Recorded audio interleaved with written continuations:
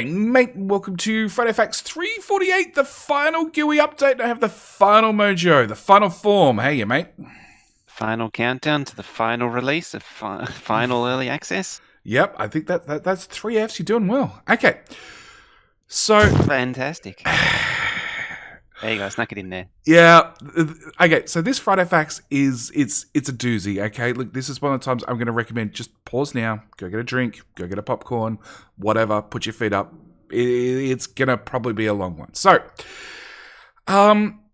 we're going to be bouncing through a couple of tabs because we've got a couple of things to cover. So this has been 4 years since the planned infamous GUI update. If all goes well, next week will be the last GUI update for 1.0. We're still, while the state of the GUI is not quite as not close to our crazy plans we recently had for the GUI, it is above what we initially planned 4 years ago. And we do have, no, I've lost it. Oh, there we go. We have a lovely picture here from this is Kovrex, so Thomas Klozlek, I think it is. I think that's how you pronounce it. Moved the GUI update from priority to 12, 12 to 13, 13 to 14, 15 to 16. It's been pushed a few times, just a few.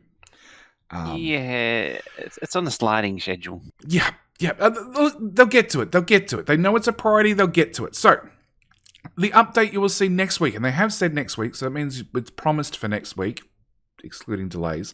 A visual update of over 100 GUIs, a new higher resolution for all game items, visual both in GUI and in the world, new GUI sounds for most interactions. So, there's a lot to go into this patch, which probably means I'm expecting errors and bugs and version. What are we up definitely. to? What are we up to? It was 1825? 1824, 4 or 5? 4 or 5. I'm just looking at the... no, we're up to 1826. There you go. So I'm expecting... never mind. We're both wrong. 1827, 28, 29, and 30 to probably come out in the next 3 weeks or so. But yeah, we've got high resolution icons. So this is the very, very first one. And Albert posted twice in both Friday Facts 290 and 291 about what their plans were. So 290, all the way back there, was comparing the unisize versus the mipmap, which both of us have commented on previous Friday Facts, saying, like, where is it? I thought it was coming. Yeah. It hadn't got here. It's been lurking in the background. Well, we both thought it had been cancelled because they did update. They did update MIP maps in 18, so graphics now had 3 separate sizes, and it would put in the correct size depending on what zoom level it was to a certain extent. It wasn't guaranteed. There's a little bit of smarts going on in the background. But it did break mods in 17 or 18, whichever version they introduced it. It did break some things. 17 it must have been. Yeah, I think it was 17. That was what was covered in Friday Facts 290. And then in 291, they went into more detail between the mipmap and the unisize. And I think they must have decided on mipmap because that's what the code is referenced to inside the Factorio Lua code. So I'm assuming they've gone mipmap totally because they were tossing up between the two of them. So Factorio has a ridiculous amount of items and things that need icons, which by itself means a lot of work to redo them. I did not work on the new icons nonstop for a year as there were other more pressing tasks that need to be done sometimes, but they still took a large amount of time to make. The process, a rather simple Blender startup scene to standardize output paths and basic starting settings was a good start.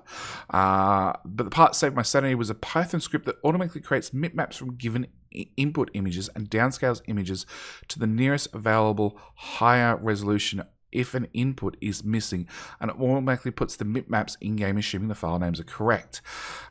It's huge. It was huge because you could make a high-resolution image first, put it in the game, and see conceptually if the icon is working, and then maybe go back and tweak the downscaled images manually in Photoshop if required. And you haven't done Twitch emotes yourself, have you? I've got artists to do it for me. You've got artists. I've been through the discussion of It's actually a good chunk of doing emotes is discussing whether or not something would work in this. Yeah, because for those of you who don't watch Twitch and don't know the back end, the smallest icon's like 26 pixels by 28 by 26. 28. It's 28 28 by 28, 56 by 56, and 112 by 112. Yeah, which is just a nightmare to work with, okay? I've gone through the process great. of trying to make my own emotes, and even if you have something that looks okay at the big scale, when you downscale it, 9 times out of 10, it gets rough. Crap, yeah. The thing I've never been able to figure out is what the 28 by 28 is used for. I don't know either. I've never seen it used. Is it used? Yeah, we'll talk about that after. I think maybe it's used when you click the button to pick an emote. That's the 28 by 28. No, they're 112. Okay. But anyway, Yep. I was actually just thinking, I didn't pick it up before, this whole thing talking about this whole workflow. Do you remember the Unreal 5 video that came out recently? Yes. It's actually funny. The big deal with Unreal 5 is it eliminates this entire process of going through creating a high resolution, downscaling it, and then creating the downscaled bit. Yeah, it automatically creates the downscaled images for you. Yeah, dynamically on the fly. Yeah. As it's rendering. Yeah, which is good and bad in different circumstances. Like, it's wild. Factorio runs on a calculator. It couldn't do that on a calculator, but you've got to beef a better video card. Yes, you definitely can. So, back to the Friday facts. The best part, maps were not really extra work. They're actually a lifesaver, creating a high-resolution image that's trying to be readable, look good, and represent what it should do. All of it in any scaling level can make iteration really difficult. By changing a pixel in the image, it can introduce problems in completely unknown zoom levels. Feels rewarding for trying to do things right when a solution we originally thought is more proper looking but potentially more work is actually more proper looking and has less work in the end. So, yeah, then we go on to the results. And results of this interesting looking fish at the top. Oh, yeah, the fish. The fish is special. I don't know what to say about the fish. Got a bit of a derp grin on it. Yeah. I'm missing the fifth one, the underground belt. It's a gate. Oh, that's a gate. Yeah. Better question is top row, last item. It's a pulley. Wrong. Try again. It's an engine. It is. It looks like a pulley. I first saw it, and I'm like, gears. Because it's 2 gears. Because there's already gear. I hadn't got down further where there's a gear, and I'm like, okay. Yeah, engine of all things. Next row down. What's the lasery thing? Oh crap! I didn't even see that one. I think it's a heat pipe. Item. It's a heat pipe. It's a heat pipe. Okay, of course. Beside the car. Beside the car. Where's the car? Third from the end. What, 6th down is the car. So the one to the right of that. Oh, it's got to be some kind of. Oh no, I just spotted it, so I can't. I was going to say it could be a turbine, steam, for nuclear, but no, that's already there. Oh, that's already there. I need to scroll further. Yeah, that's on 3rd row from the bottom, next to heat exchanger. Oh yeah, there it is. Yep. And it's not steam turbine. It's not steam engine or steam turbine because both of those are in the same column. Yeah. I don't know. Is it a personal RoboPort equipment? No. Because that was about the best guess that I had. Is it a discharge defense? Well, I can already see one, but yeah. Because that's what a discharge defense might actually be.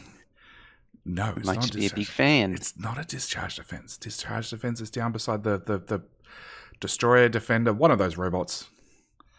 Let's work our way through the rows. We've got a random everything signal in just cause. We have lots of weird and wonderful things in here, and most of them, like, I can identify. I do see the burner miner drill and the not burner miner drill beside the biter. The not burner miner drill, which is still a burner miner drill. I don't know what that is at all. I think it's meant to be an electric mining drill. Okay, maybe. Oh, there's the Um, personal robot board anyway, so the fan can't be that. I do see coal liquefaction on the far right hand side because I looked at that first. I'm like, what? Oh, it's that. Okay. Oh, the angry heavy oil. Yeah, the angry heavy oil. Yeah, yeah. These are so going to have nicknames before the end of the week. Oh yeah. I did notice they put the coin in, which is something a lot of people don't actually see. Yeah, that's only in one scenario normally. One of I, the bonus scenarios. I don't even know if it is in a scenario anymore. Oh, actually, it would be still in a scenario, but yeah, it's one of those things you don't see unless you're playing a scenario or unless you're playing like other custom scenarios that are above and beyond Factorio that have used the coin mechanic. Yeah. What else? We have from the coin we have the double battery looking thing. Oh yeah, the big battery. Yep, that is The Mark II power armor battery. I don't think so. I'm pretty sure it is. Well, there's one further down. We'll get to that. The far right hand side. I'm gonna go with the discharge defense remote. Yeah, that looks like a remote. That's what I was thinking. You Uh, know what? I actually think the concrete and the stone might be difficult to spot at a glance. So they're very similar shapes. We'll see on that one. I might be wrong. Brick's fine. I think concrete's okay. But yeah, maybe the Oh, if anything, the concrete and hazard concrete. Yeah, the hazard concrete and the hazard refined concrete. oh, I didn't even see concrete was down there and hazard concrete was up there. Yeah, I think look the north south of the hazard concrete plus should probably be just fractionally larger, just so it's easier to see at a glance. Yeah. It But also depends what it looks like in game. yeah, You need it to does. see. It's one of those things.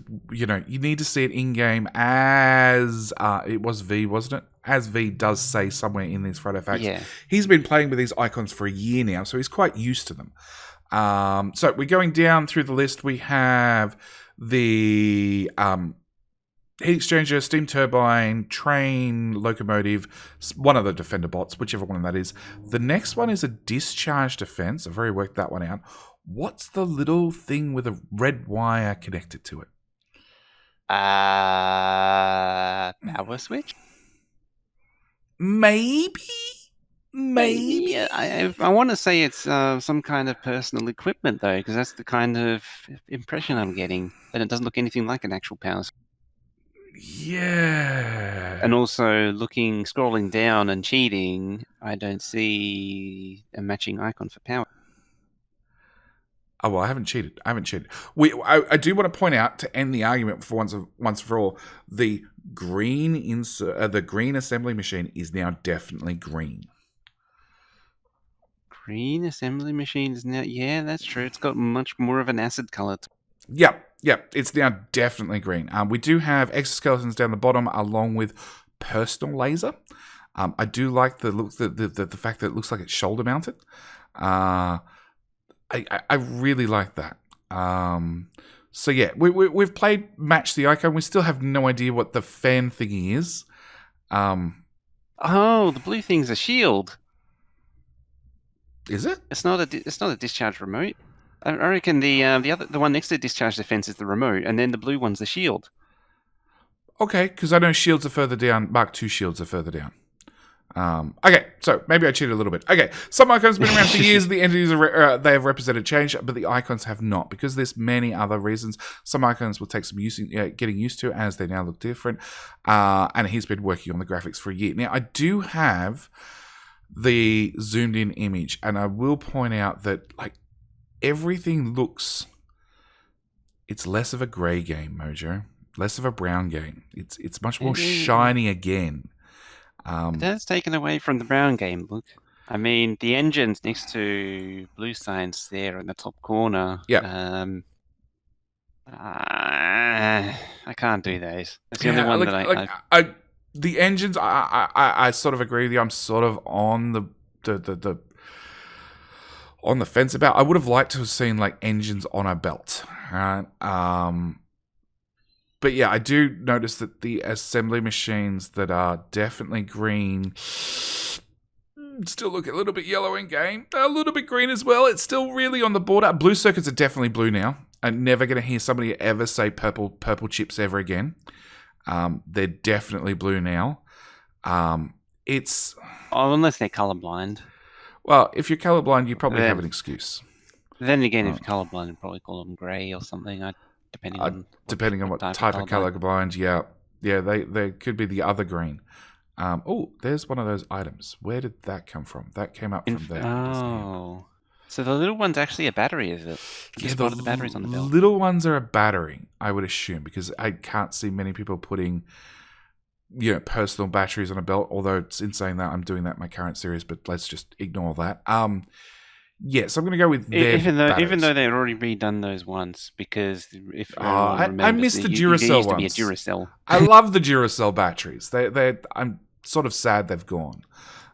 So, continuing on, it says, since we've updated our GUI to draw in high resolution with the GUI scales like 200%, the icons suddenly have too low a resolution, so we needed to update the icons. This is what I was thinking at first, but as I started seeing higher resolution icons in the game, I realized how much of an impact these icons actually have. They've asked, please try to get used to the more revolutionary icons first, but do know of any specific problems. I'm expecting lots of specific little tweaked problems that are going to show up. There's going to be a lot of change versions. Oh, yeah. Look, they mentioned the GUI now scales up to a maximum of 200%. I run my GUI at like 125%. Not because I need it, it's because like my screen got bigger, and you've probably just had the same. You've just gone up to a 1440p screen as well. So, yeah, mine's set to like 140%, I think. I think mine's 125, 130. So I've already scaled it up because when you're creating content on YouTube or Twitch, it helps if the GUI is bigger in case people are watching on a mobile phone. Yep, you always want to crank up the GUI. Yeah. There's nothing worse than seeing someone who winds it down to 80. Oh, yeah. And then fills in their Twitch with all sorts of crappy overlays and stuff. That's why they had to turn it down so I could actually see the GUI as well. Yeah. Okay. So the GUI style update by Twinson, as mentioned back in Friday Facts 338, plan was finalized their transition styles, fix obvious issues, long-hanging fruit, and try to get everything in consistent quality for 1.0. While it didn't sound much, it was quite a massive undertaking. Factorio has 800 styles defined in Lua and 400 widget types, out of which over 100 are proper in-game windows. Going through each of them, looking for issues, finding the responsible code, understanding it, changing it takes time, especially whilst doing this, so I was trying to account for all the possible situations, such as mods doing crazy things. After doing 100 times, you start to question your sanity. I'm surprised you got 100 in. I know doing repetitive tasks, after about 20, I'm ready to shoot myself in the foot or the head. I just don't mind whichever, as long as it's over and done with. Whatever stops you from doing the task. Really. Yeah. So he does mention that some layouts, such as logistic containers, were improved. Broken layouts, such as the car and tank inventory, were fixed finally. 100 small things like better tile sets, better margins, padding, proper centering of some elements.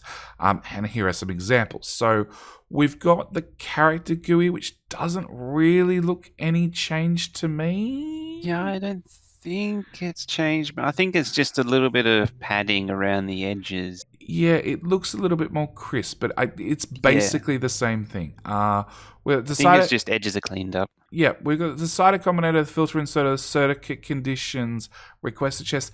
Apart from the new icons, I honestly couldn't tell you if any of these GUIs are changed because I don't look at them that often.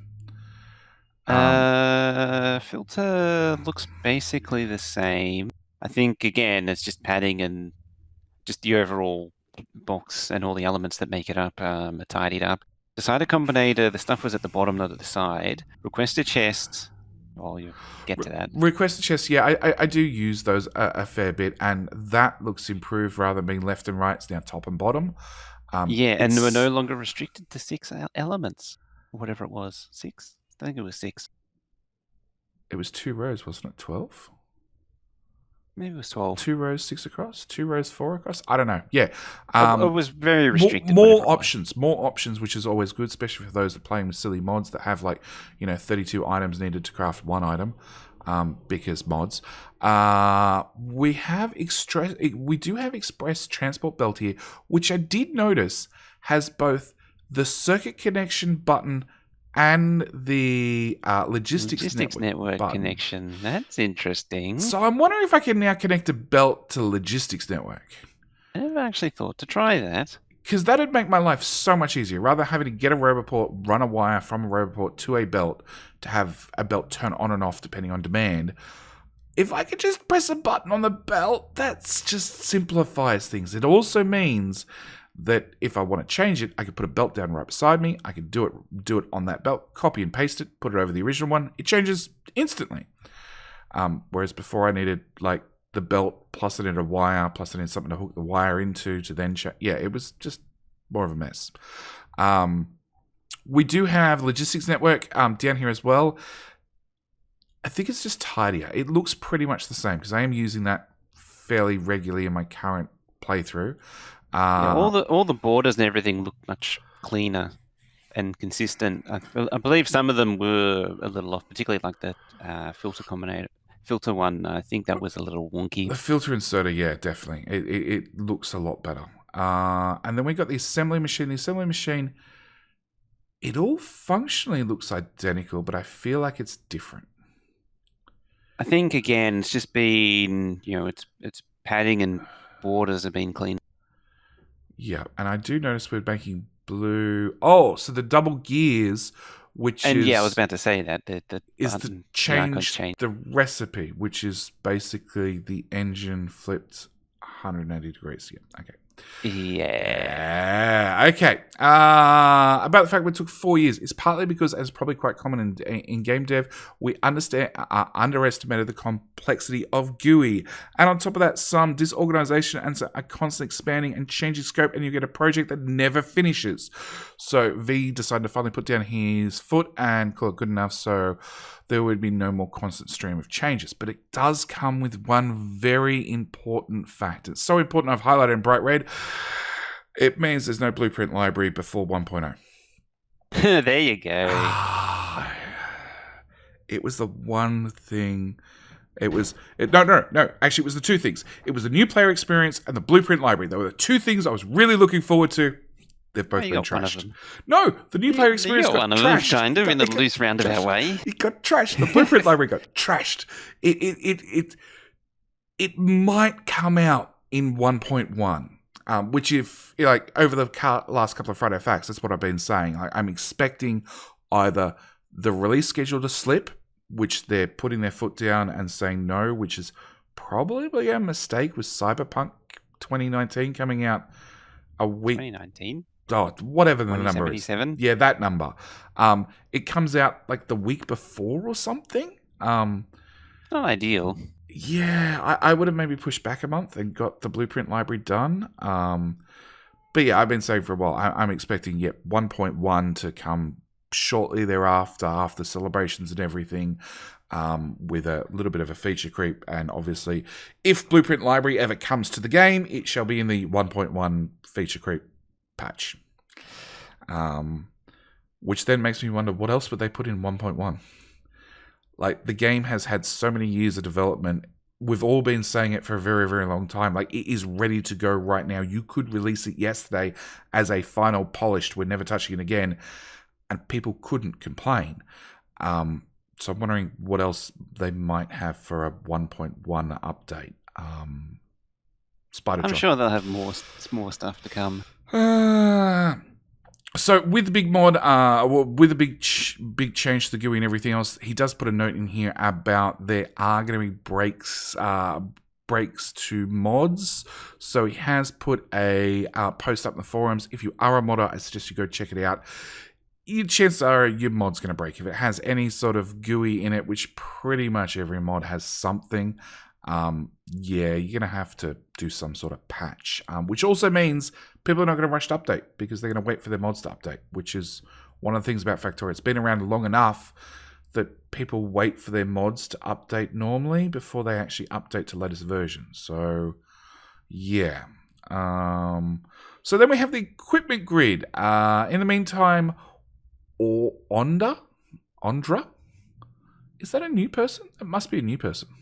I can't remember seeing that name. No, I can't either. But has worked on some improvements to the equipment grid. As part of the icon update, includes some new graphics for the equipment sprites themselves.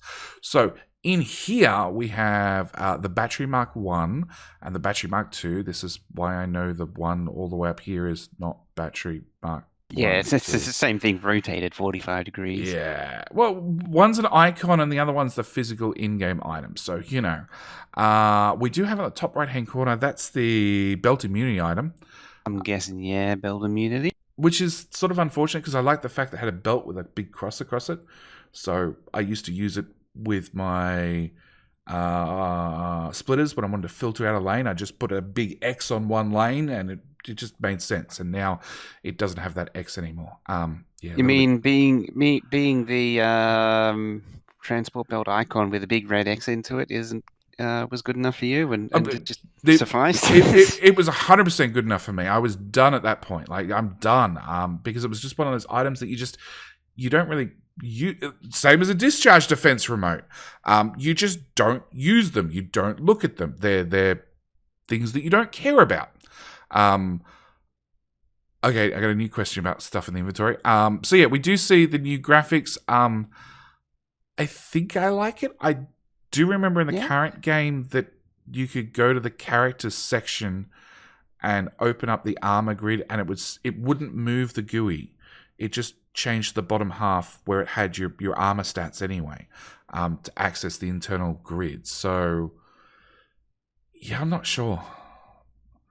Because it means after you're looking at your power armor, you need to then close your inventory and then reopen your inventory if you want to change to one of the like crafting tabs or logistics tabs or something. It's just maybe, maybe. I don't know. It was always a bit wonky.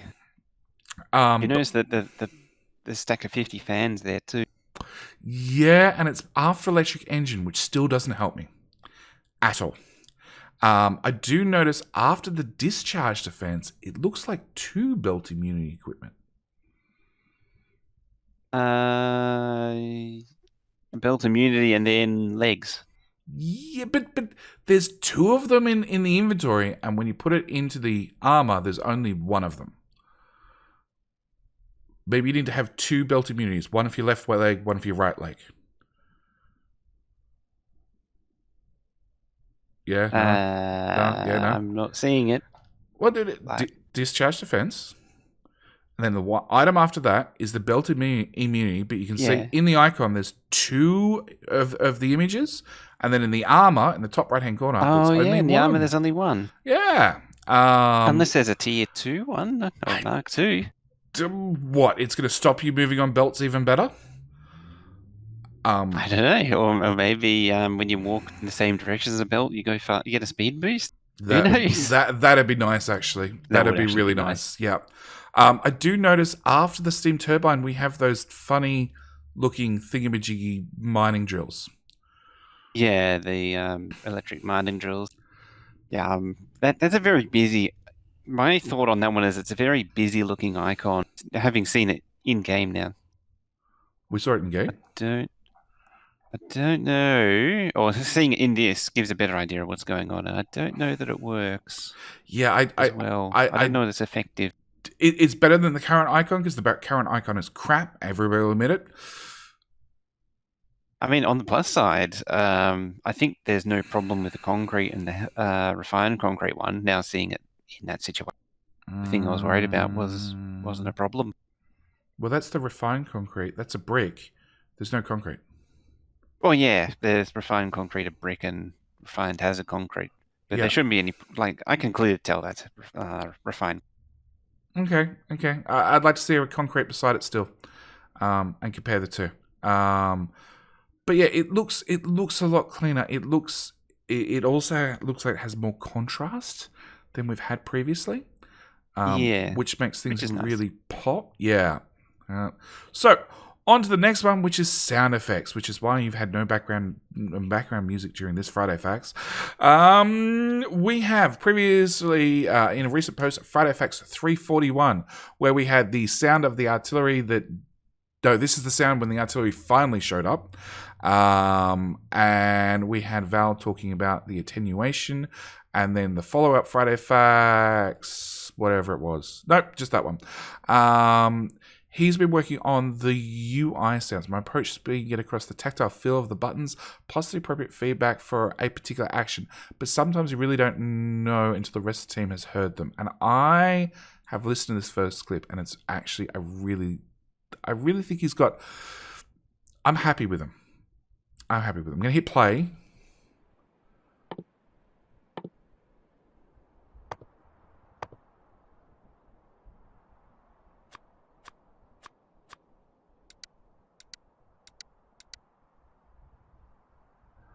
So I'm happy with all of them. The one that really struck me was the plus minus for logistics. It sounded just like a little bit different. It sounds like a mouse click. It really, really does sound like a mouse click. From like a 2000 era Microsoft mouse, which pretty much everybody who's been playing with computers long enough probably remembers, because pretty much everybody had those mice at one stage. But yeah, look, I really like the sounds. There are some sounds we're going to get to I don't like. So yeah, after prototyping ghost building, for example, I thought I had a set of sounds that worked. However, Valclav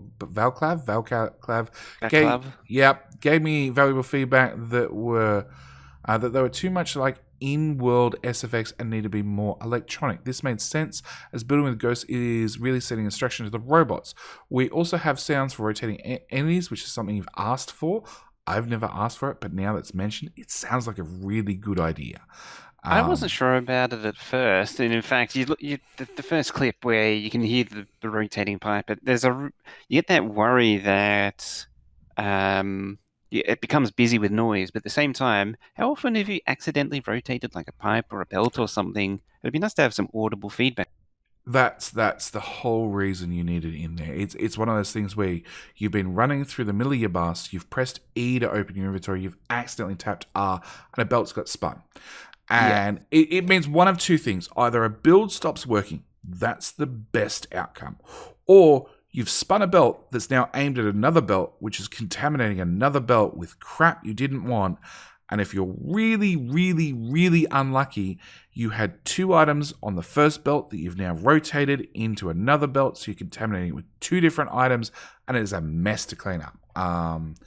Just be hopeful that it doesn't spread all the way out into like a whole massive bag.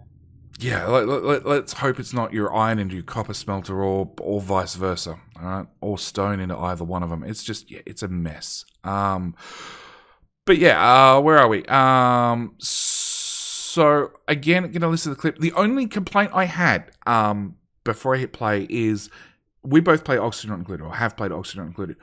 Oxygen Not Included has the continuous raising of pitch when you build long things. So if you build a long bit of electrical wire or a long bit of pipe or whatever, it sounds like the pitch is constantly going up if you keep building a straight line. They ghost down pipes, and they ghost down about 6 of them in a row. And I really wish that Woob had done the same. Had a pitch that just sounds like it's going up all the time. There's a special name for it. I know somebody in the comments will have it. But I really wish they'd added that, because it's one of those things I like in Oxygen Not Included that wasn't in Factorio, and I didn't think about it till I saw this. Thoughts, Mojo, quickly?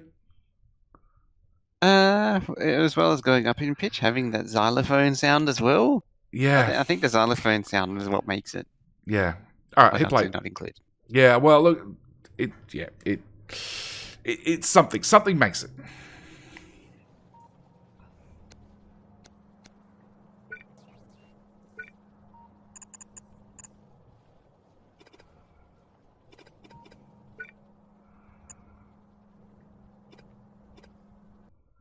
Yeah, I think the sound of ghosts going down reminds me of something from like the Command and Conquer era. I don't know what, but something from that sort of game era. It's like moving over different menu items in like a Command and Conquer Tiberian Sun game or something. Yeah, well, we were talking about Crash, Kill, and Destroy the other day, so maybe it's that era too. I don't know. But yeah, something from that's that why era. I say Tiberian Sun. It's one of the later ones, like late 90s. In the case of night vision, I started by making a subtle whoosh type of sound, but Cloden suggested something more like a wind-up sound in Splinter Cell, so I kind of made a homage to that using mixing of rising synth and electrical contact effects. You've heard this already, I assume. You like it, you don't like it, you hate it. Okay, Mojo's going to hit play. I'm going to hit play. We'll be back. Well, it's spinning. Thinking about playing.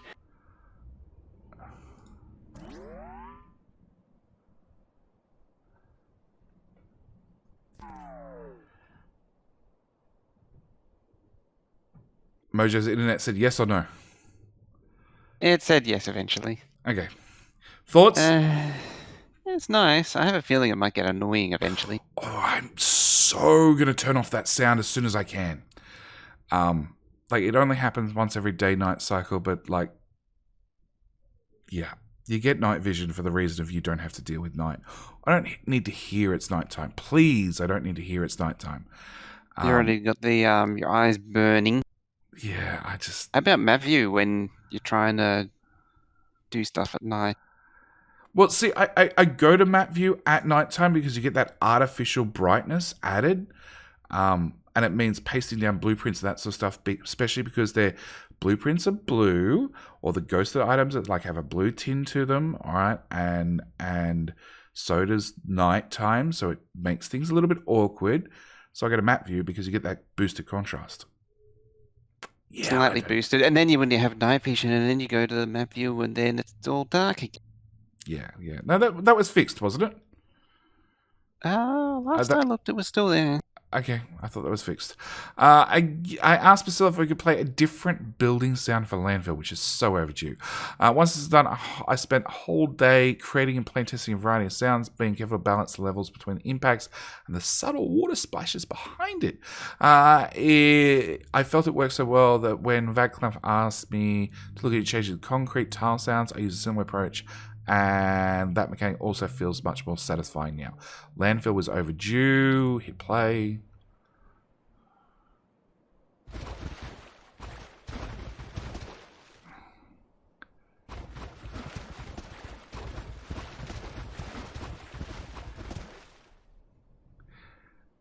Now, we don't get to hear concrete. I would have liked to have heard concrete, but I know landfill is one of those things that if you plan on landfilling a very large area, you'd probably be better off to mute Factorio for the next 10 minutes. Yeah, it's not great. Yeah. But that is definitely an improvement. It's not great, and it's loud. It's really, really unbearably loud. I haven't been happy with the sound of landfilling for a very long time. So yeah, Valve's been working on more variety for different sizes of enemies, which they did mention in one of the Friday facts. One of them, I can't remember which one. Yeah, one of them. Plus some new sounds for walking on rails. The sounds for walking on rails should be get off the rails now. You're gonna die. It should just play that every single time you walk on rails and stay there for longer than a second. Another one is to have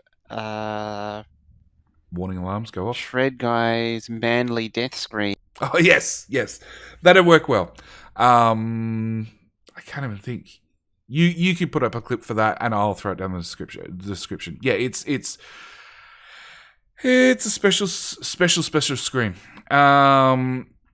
But yeah, from now on, it'll be mostly final mix adjustments, including finalizing music, mastering, and making the whole soundtrack uniformly a bit better. So, the soundtrack I'm going to go with prior to 17, because 17 and 18 are very close to one another game style-wise. But prior to they're fairly similar. Prior to 17, when you installed a brand new copy of Factorio, and I know this because I do it all the time, the music defaulted to 40%. Now it's been boosted in 17, 18, one of the two. It's been boosted up to 60% on a default install, which means the music is much, much louder than what it used to be. And now they're going to remaster the whole soundtrack. I actually have it normally in the background for the Friday Facts videos, and you had to help me. What I have to do, I had to lower the total volume and then boost up the quiet parts as well. Yeah, compressor effectively. Yeah, because the soundtrack has some really loud parts and some really, really pathetically quiet parts as well. So I had to really normalize the whole soundtrack to use it as background in these sorts of videos. And I'm wondering, well, I'm assuming they're going to do something similar to that, but I'm also curious, like, people like you, Mojo, you bought the soundtrack off Steam. Yeah. So are you going to get an updated soundtrack? I don't know. Because in fact, I should keep an eye out to see if it updates. Well, I assume it would. I assume it just auto-publish an update. But then soundtracks, like normally a game comes out and the developers don't sell the soundtracks or whatever till they finalize the development enough that they've gone like, no, soundtrack's done. We're not changing it. We might add a track, but that's it. They don't really go through and remix what's already there. It also means that, and this is one of those funny ones, that anybody who owns a copy of Factorio, or especially has old installs, has all sorts of graphic files and all that sort of stuff that have been used in Factorio past that's now not used in Factorio future. So you might find in 6 months' time, when mods start coming out, they might be using red assembly machines, which are no longer used anywhere inside Factorio and have probably been stripped from the master code unless they're still in one of the early demo/new player experience thingamajiggy bobs. Might still be in there. Yeah, but there's also like the rocket solo at 9x10 tiles. You know, that's hanging around somewhere. You could see a mod come out with a, you know, slightly advanced rocket solo, a Mark II rocket solo that launches in actually 60 seconds with full prod mods and beacons. Yeah, that'd be nice. Final part of the Friday Facts, and this one is probably where we're going to get completely sidetracked, is the G2A resolution. So back in Friday Facts 303, long time ago. A little while ago. Yeah, G2A got hit up in the press because a tweet by Mike Rose of No More Robots basically said, if you're going to buy his game from G2A, just pirate it instead, please. It saves me time, money, and headache. And then Woo basically said the same thing. They said, no, please pirate it. Like, we just don't need the hassle. And then G2A, to sort of save face / marketing, saying we're really good boys. We really don't like pirated stolen credit cards used to buy legitimate games to then resell on our webpage. That's probably the better roundabout way of saying it. We don't like those sorts of transactions on our site, or people legitimately buying a game. And like in the case of Factorio, we would give a 30-day refund policy. So you could buy Factorio, turn around and sell it on a third-party key seller like G2A, and then wait 29 days and redeem your money and, you know, rip off somebody, basically, because the key that you've sold is going to get blacklisted. So G2A said that they would pay the devs they'd conduct an audit with any dev that was interested and pay the devs 10 times the money proven to be lost in chargebacks. And we're like almost a year later, and we actually have a resolution to this. They actually did it. They followed through on it. They did it, but it's interesting what actually happened. So G2A did a press release, and honestly, it sounds like a press release. It's really very corporatized. It covers the basics. It covers the basics. It doesn't go into any of the problems, the issues they had. On the other hand, GameIndustry.biz actually did an article on it, which is way better. So, the important facts: there were 321 keys that Woob identified were sold between March and June 2016. To put that in perspective, back then, Woob was selling the keys directly from their webpage.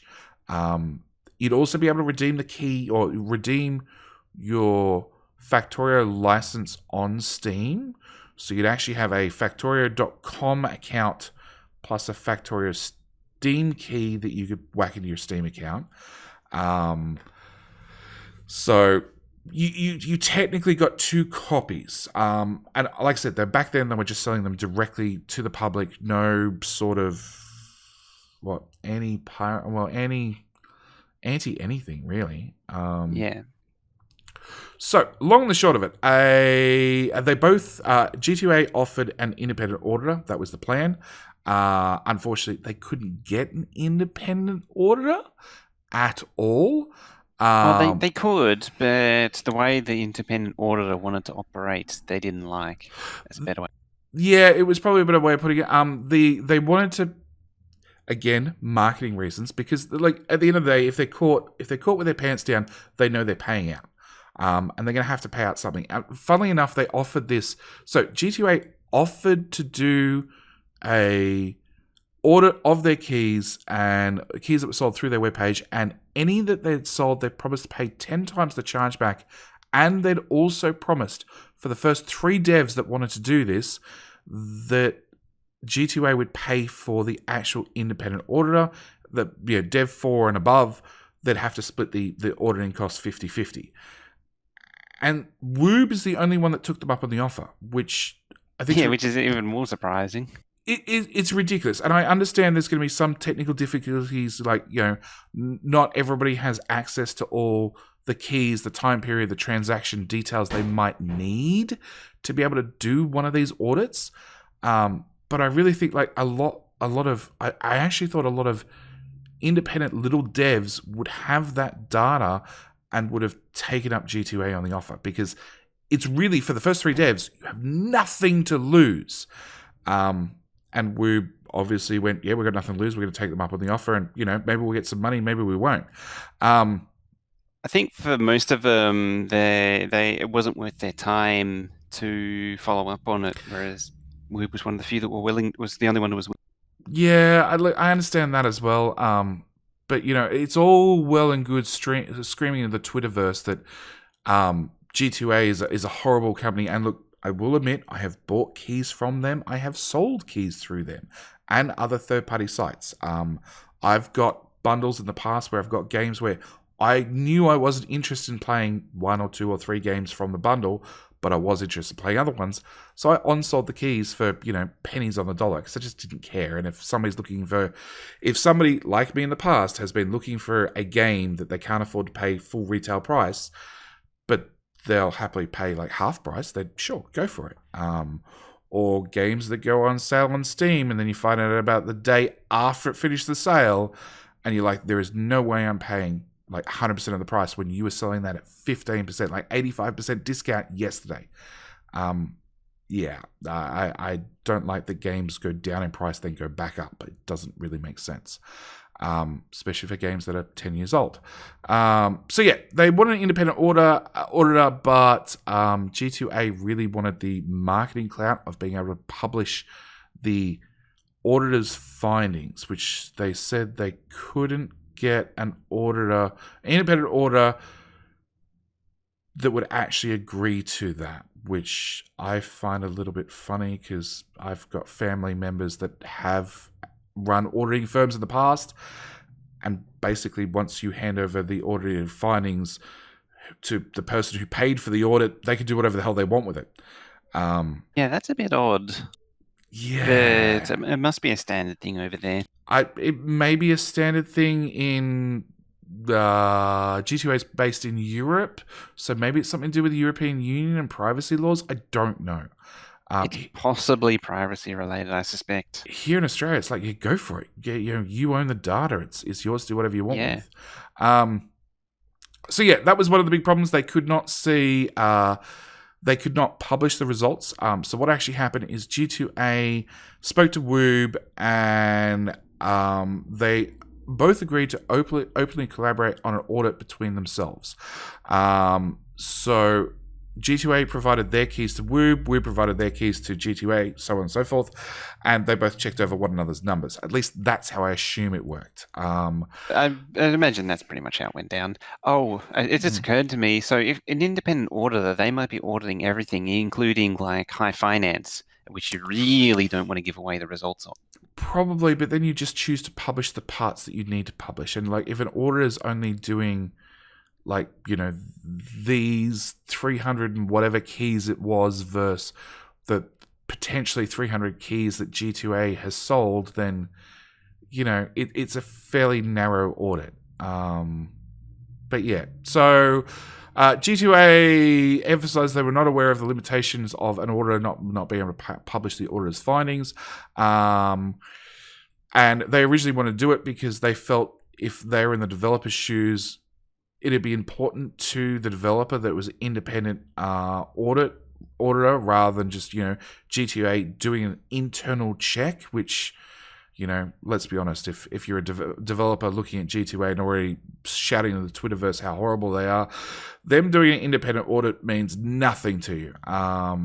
So yeah, Woob sent them the details, 6 months with no progress because they'd had problems with the auditor. And then they got in contact with Clonan and said, asked for an internal audit. And Clonan, as we can see in the picture with a beer in one hand, said, yeah, sure, no problem.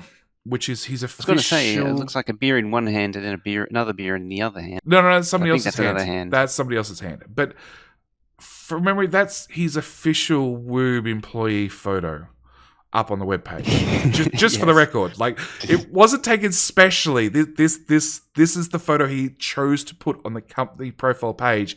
He is their press guy. He's their community guy. He's their... Yeah. You can tell he's hardworking. Completely serious about his job.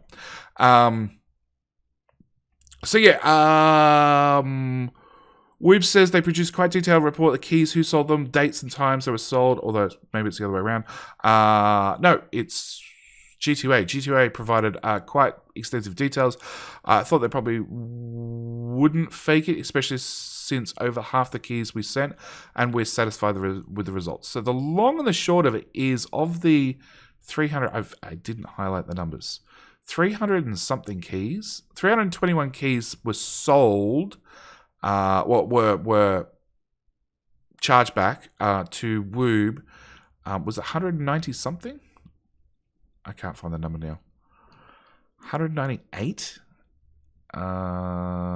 G2A did actually resell through independent resellers on their page, because they work pretty much the way Amazon does.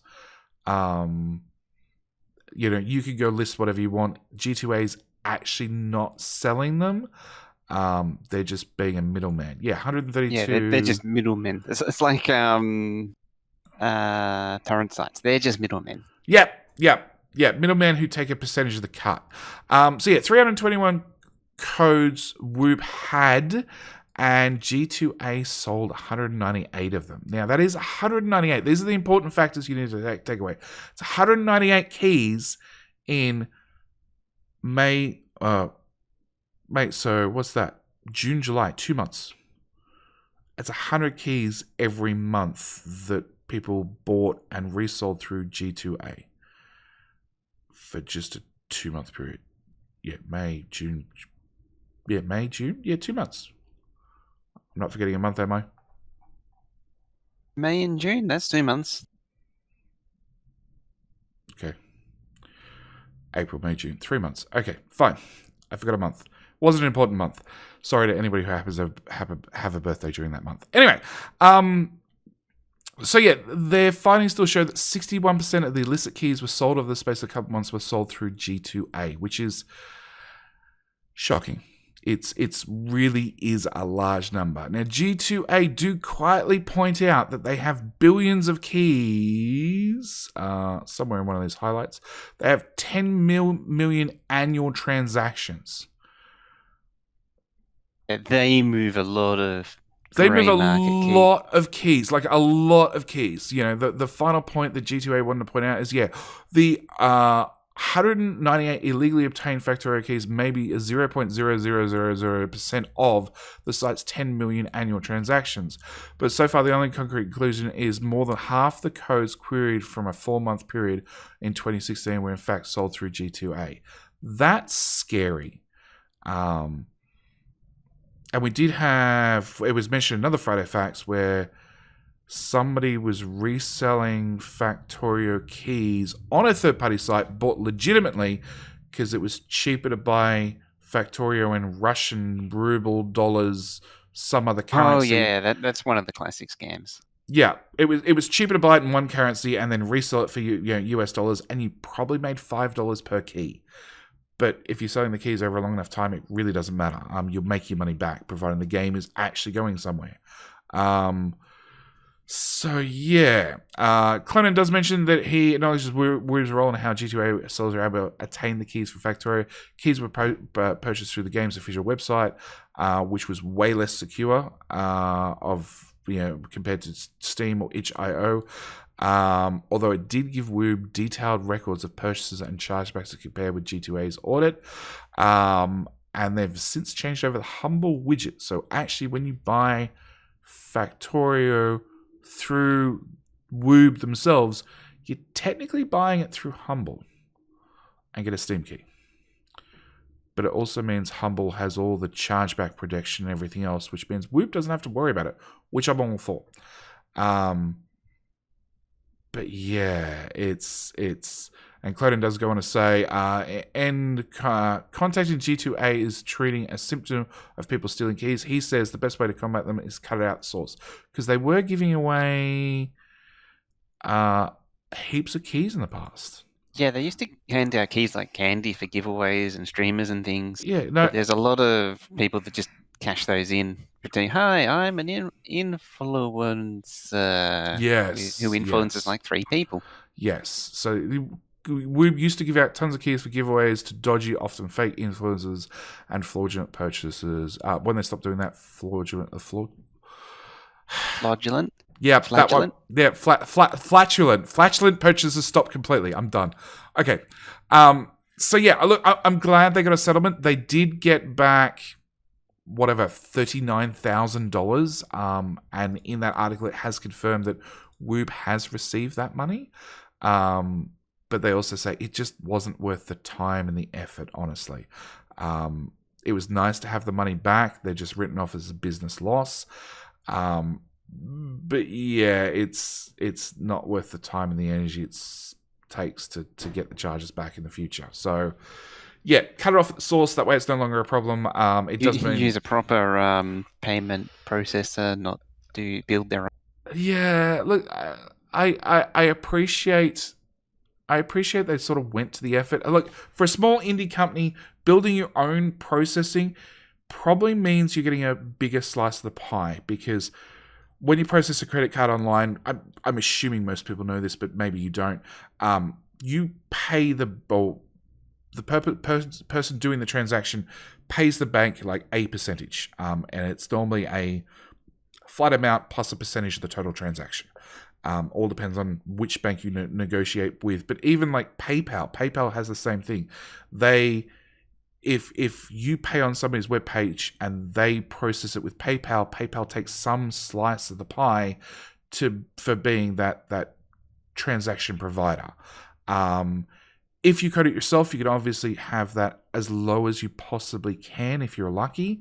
If you're going through Humble, they're still paying that credit card fee no matter what. Hopefully they're paying lower fees because they have more being processed per day, per month through the credit card facilities. So hopefully they can negotiate a better deal. But on top of that, they're also going to take something for themselves to cover the time, the effort, and everything else for the chargebacks and everything that they then have to deal with. Because that's one of the things that they're absolving you of. They have to then deal with the joys of chargebacks and weird and wonderful things. All that crap. Yeah, you know, and that's why I talk down on the fact that they did it themselves originally, because it's an enormous overhead, and even though you get a higher cut, you're really just swallowing it up and more. Yeah, look, in the extra overhead. Yeah, you are. If you have something that sells like 100 copies of, if you have something with like a 0.0001% chargeback rate, and they sold 1,000 copies, they might never hit a chargeback. It's not an issue. If you sell, like, they're up to 2 million copies now, 2 million copies at only 300 chargebacks, it's not too bad. It's a good result. It was only open for 3 months, so yeah. It is a good result. I understand why you would do it. I agree with you, Mojo. I wouldn't do it nowadays. It's just too easy to go to PayPal or somebody else and say, you process this stuff. I don't want to deal with the problem. So, yeah. As for G2A, look, I like the service they provide, and they're not the only one that provide it. I've got bookmarked in front of me. I have Kingham, which is another one that does it, and I think Frax something. Also resell keys now, and they've just teamed up with Green Man Gaming and something else to go straight through the Epic store. I was reading a press release about it the other day. So there are places to resell keys as well, but then again, like I said, I if I bought a game for $20, I'd probably resell it for $5. Because if any game has any sale ever, you're guaranteed somebody else bought a game key at the $5 price. They're trying to sell it for $6. Because they want to make that $1 profit difference for somebody who's found the game who it's now not on sale and they just want to save the money that they can. So yeah, I appreciate the provider service, but yeah, it needs to somewhere to clean it up, and I don't have an answer. Anyway, I'm completely sidetracked and Mojo's not helping. Anyway, anything else for this week? Nope, that's it. That's it. Well, I think we've well and truly covered that. Yeah, we have. So yeah, that's it for this Friday Facts. I'm looking forward to the updates. Hopefully this week. And we're going to work out what the hell that fan thing is. Please, in the comments below, what the hell is the fan thing? Yeah. Can we guess? We've guessed. I got no idea. No idea at all. All right, that's it. We're done. Thank you so much for watching. Do hope you've enjoyed. See you next one. Bye. Bye-bye.